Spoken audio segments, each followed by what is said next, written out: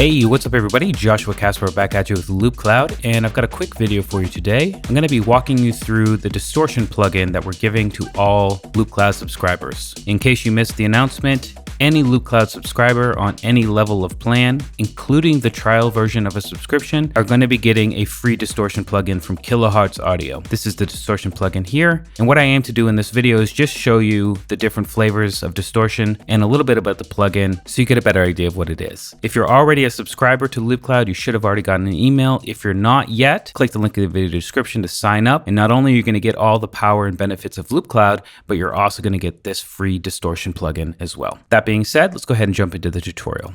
What I have here inside of this project is Loopcloud and Loopcloud Drum. The bass is coming from Loopcloud, and obviously the drums are coming from Loopcloud Drum, and this is where I am right now. This is a brand new drum kit from Tool Room Records. If you're not familiar with Tool Room, they make incredible, some of the best tech house and techno music on the market. And we've teamed up with them to get you not only a couple of drum presets, or 3 in total, but also, if I jump in here to Loopcloud, a full sample pack as well. And that's where that bass sound is coming from. And we're gonna go through a few more of those in a second. But what I wanna do is actually take distortion, and on Loopcloud, this is Loopcloud, right? What I can do is drop the distortion plugin after the Loopcloud VST and actually process that audio from Loopcloud before I need to download from the cloud. So I'll go ahead and open it up here. And I'm only going to be showing you distortion on some bass here because I want to keep this video short, but obviously you can use this plugin on anything from vocals to drums to leads to pads, whatever you want. But throwing it on some subby bass distortion really gives you a profile of the different saturation and distortion types on the upper frequency content, and that's where usually distortion is added, so that's why I'm using bass here in this video. First thing to note, this plugin is completely resizable. As you can see, go very small and very large. It's very fluid, and that's always a plus in my opinion. This is a non-click bypass, and then we have the drive and the distortion types. We also have a mix control down here, but let's leave the mix on 100%.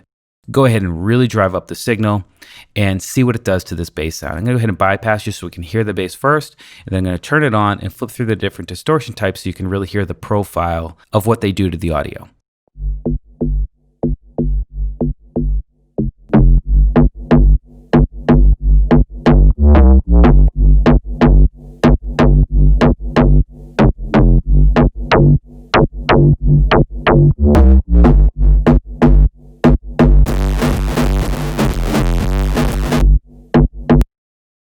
All right, so a bunch of different flavors there.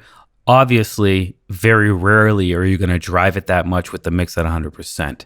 Something more realistic would be maybe around halfway, and then the drive, maybe around plus 12 dB.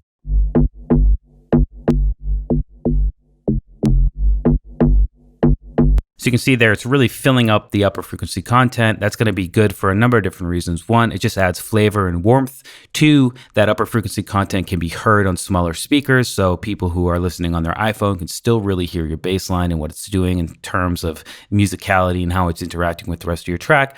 A bunch of different reasons why you would wanna overdrive or saturate things. I really dig this fold back distortion type. And not only that, but we have dynamics and bias control. And whenever I'm hovering over these things, you can actually see the description of what it does down there in the description. I'm going to skip these for now. And I'm just going to draw your attention to the spread control because this really pushes the distortion frequencies out to the stereo field, and you can go really far. And again, this just helps really make your bass, in this case, have more presence in the mix and really sound huge.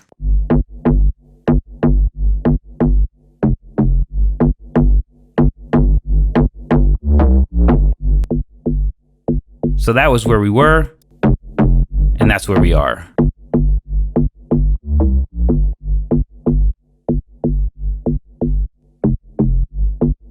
So for me, that's probably about where I would leave it. Obviously, I'd run the drums at the same time to make sure they sound good together.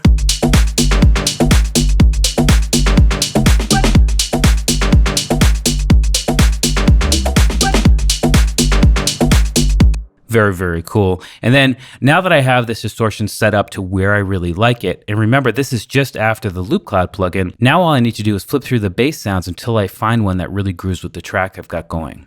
So I'm going to go ahead and play it.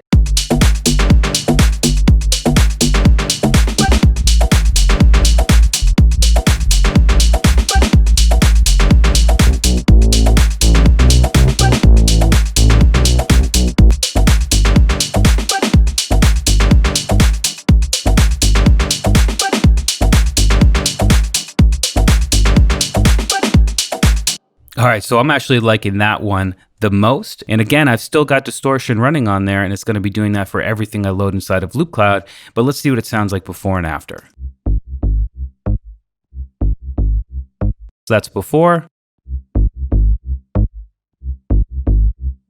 After. And remember, that's still in the cloud. I haven't downloaded that to my computer yet. So being able to do things like this with distortion or any other one of my third-party VSTs or even my stock VSTs in my DAW behind the Loopcloud VST is just a huge plus on making sure that it's exactly the sound you want before you download from the cloud and take up valuable hard drive space or make a purchase using your Loopcloud points.